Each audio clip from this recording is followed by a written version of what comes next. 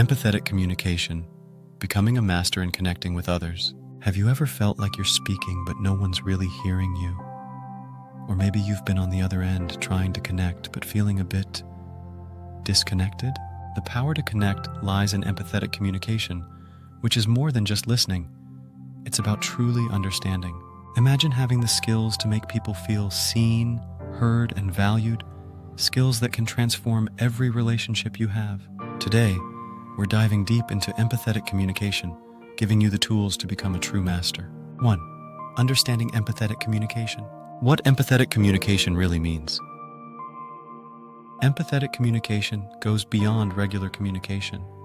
It's not just about hearing words, it's about picking up on the emotions, needs, and underlying feelings behind those words. When we communicate empathetically, we step into another person's world. Key takeaways. 1. Perspective taking. Understand what the other person is going through without jumping in with solutions or advice. 2. Emotional resonance. Feel with the other person instead of feeling for them, which deepens your connection. 3.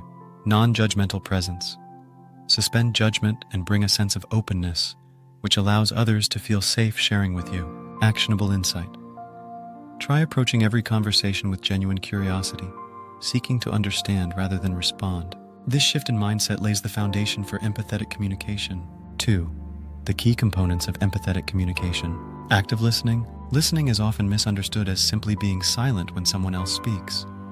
True, active listening involves giving undivided attention, responding thoughtfully, and showing that you genuinely care. Take these steps. 1. Paraphrase and reflect.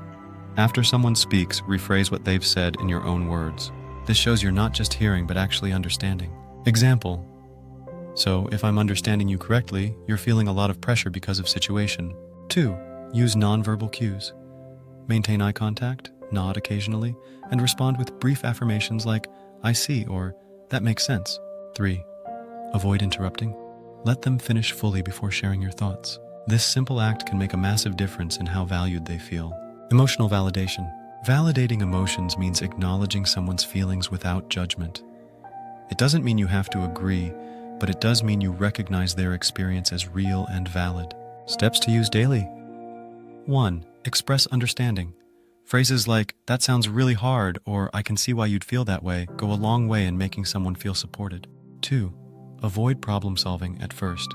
Instead of jumping to solutions, try simply sitting with their feelings. Often the best support is knowing someone else understands and is there. 3.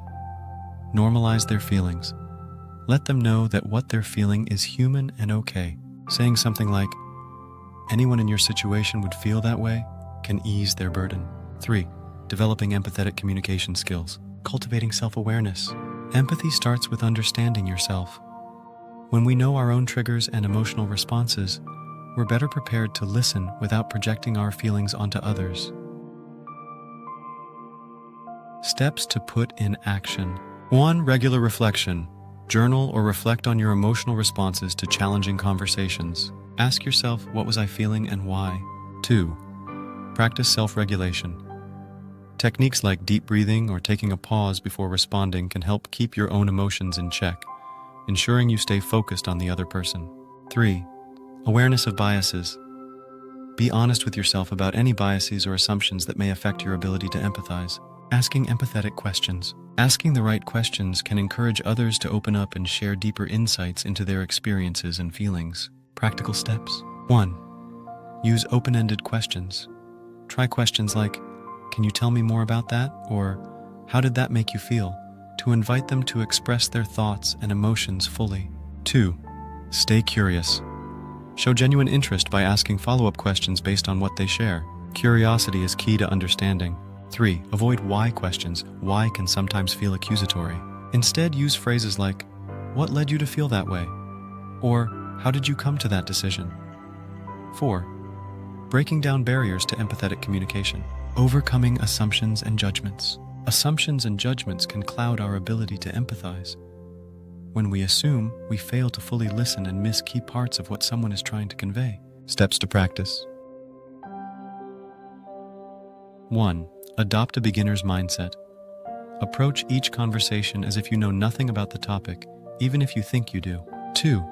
Challenge personal biases. Before jumping to conclusions, remind yourself that every individual's experiences are unique, and your role is to understand, not critique. 3. Avoid labeling emotions. Instead of labeling emotions for the other person, ask them to describe how they're feeling in their own words. Managing disagreements empathetically. Empathy doesn't mean you have to agree. In fact, you can still communicate empathetically even if you have opposing views.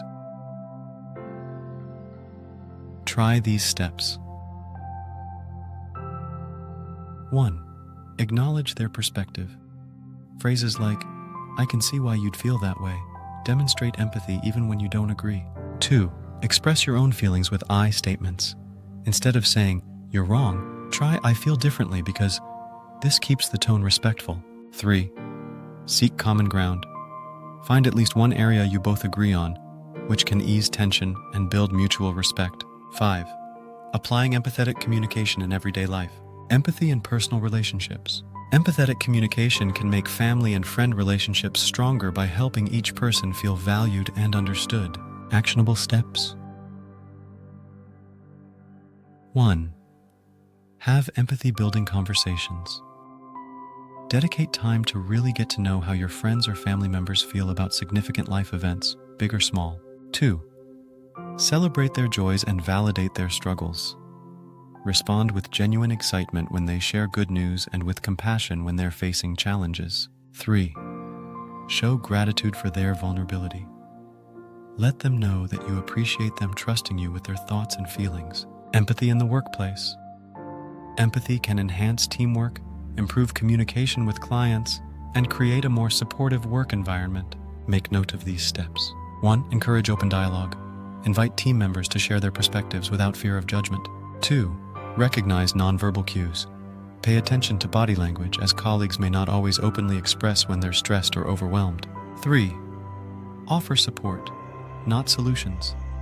Sometimes, simply acknowledging a coworker's struggles without trying to fix everything can make them feel more supported. Empathy as a life skill.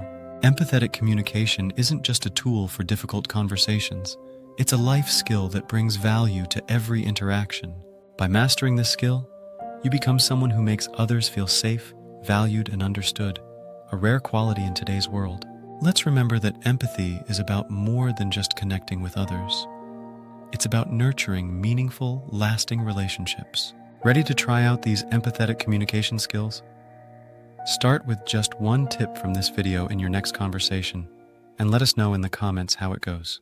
Don't forget to subscribe for more tips on creating a life full of connection, compassion, and personal growth. Here's to making the world a little kinder, one conversation at a time.